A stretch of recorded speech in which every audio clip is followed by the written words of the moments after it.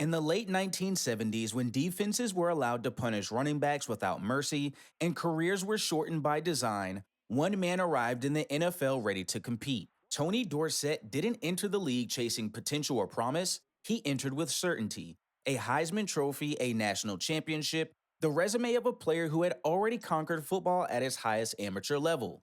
Dallas didn't draft him to develop him. They drafted him because they believed he could carry the weight of America's most scrutinized franchise from the moment he stepped onto the field. And somehow, impossibly, he did exactly that. He ran with patience that felt surgical and speed that felt unfair, gliding through defenses that knew what was coming and still couldn't stop it. He made domination look quiet, and that quiet would eventually become dangerous. Because Dorsett's greatness didn't scream, it settled in.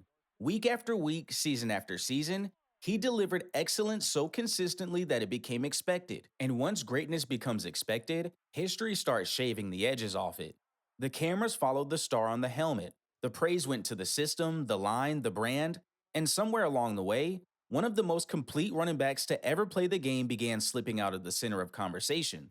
Not because he declined, not because he failed, but because he made winning look routine in an era that demanded spectacle. By the time the league realized what it had been watching, the story was already being rewritten. His records became trivia, his dominance became background noise. His name was still respected, but no longer feared. And that's the most dangerous place a legend can end up.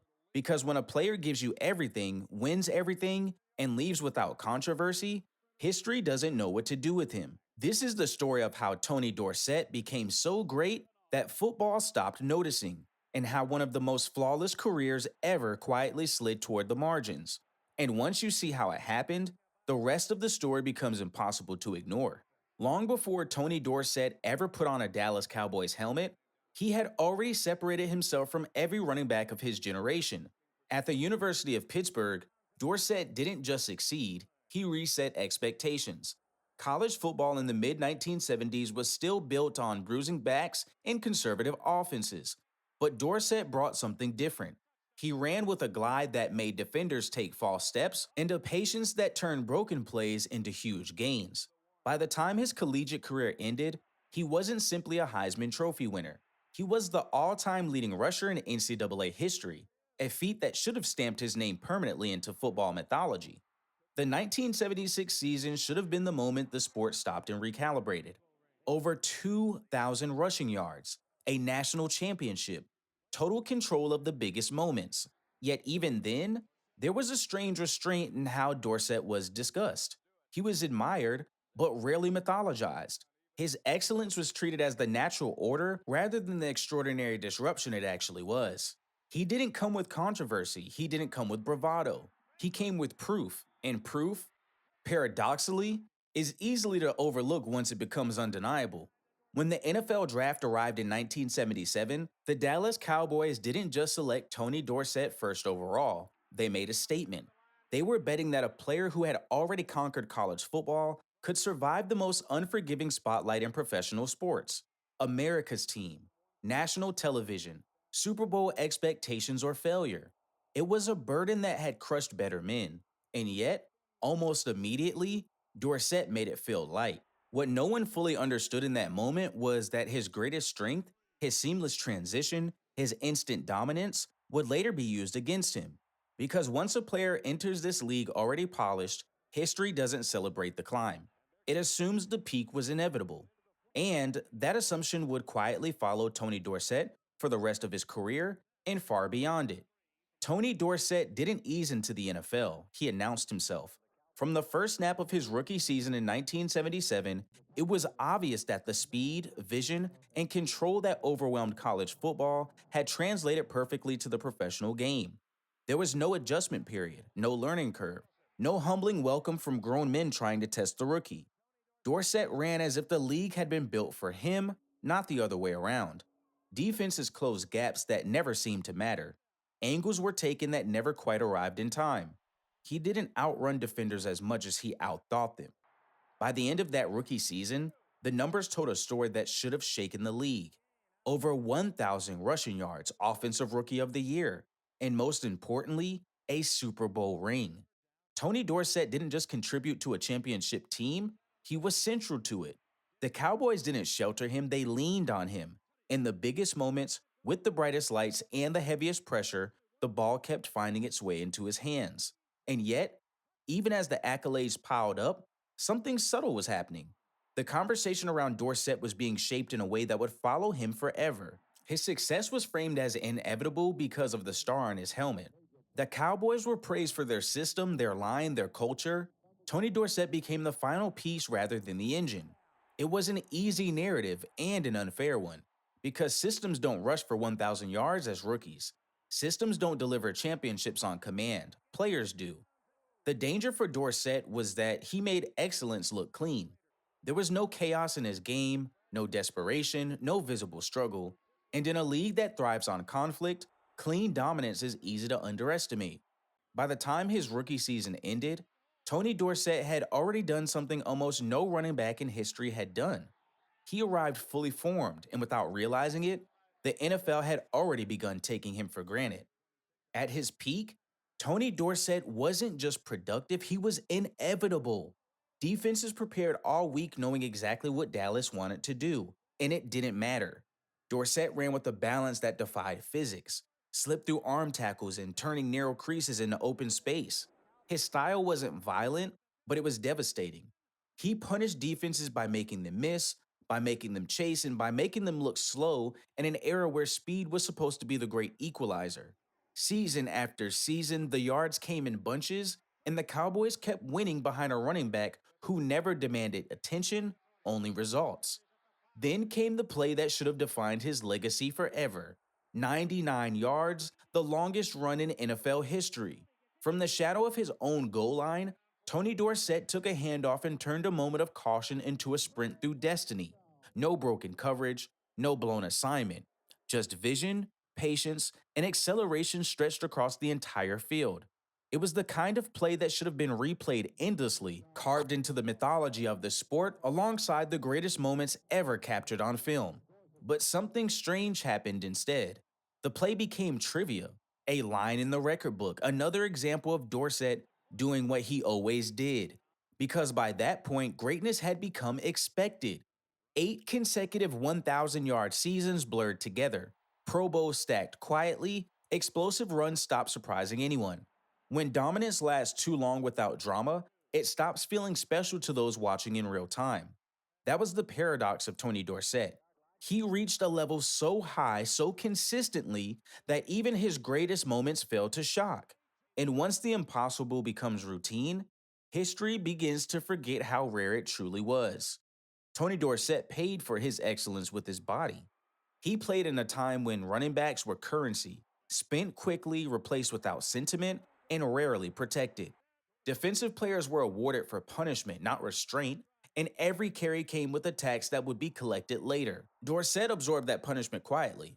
No public complaints, no contract standoffs that captured headlines, just Sunday after Sunday of collisions that slowly carved years off his career while the league looked the other way. As the 1980s wore on, the narrative began to shift. Not because Dorsett had fallen off a cliff, but because the NFL was already preparing to move on. Younger backs arrived, flasher personalities emerged, and the same consistency that once made Dorsett indispensable now made him easier to replace in the public imagination. He was still productive, still reliable, still feared by those who had to tackle him. But the conversation around him had cooled, as if greatness had an expiration date no one bothered to announce.